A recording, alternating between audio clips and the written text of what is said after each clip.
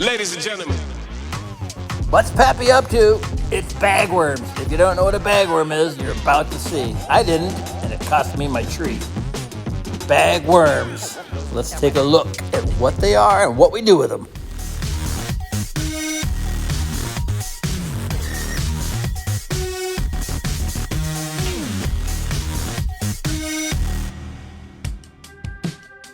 All right, bagworms. What are they? Well, they do that to your tree.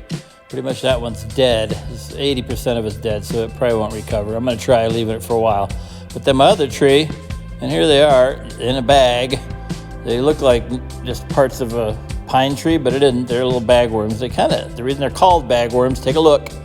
I'll try to show you one here. They're kind of in like a little, almost looks like a pine cone there. You can kind of see it. And they start small, they grow big, they come out, they eat the heck out of your tree. That's a bagworm. There's the other bush or tree close to the one that it killed. So I have 4 of these, and I decided I was going to pick over all 4 of them and dig out the bagworms. And this was 7 days of it. So there's day 1.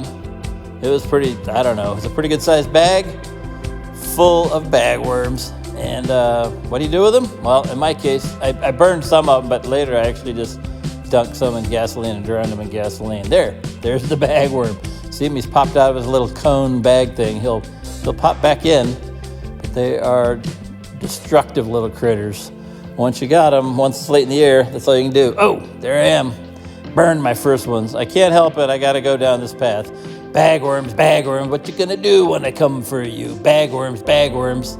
Yeah, we burn the bagworms. That's what I did the first batch. I just drowned them in gasoline later, which was just as good. You can drown them. So I also discovered that they would, down inside, it's kind of hard to see here, but they'd be like a whole batch of them. So I'd reach in and just grab the whole cluster of them out of there and then sort them out. There's, I don't know, day 2 probably of bagworms, and day 3. And like I said, 7 days of it.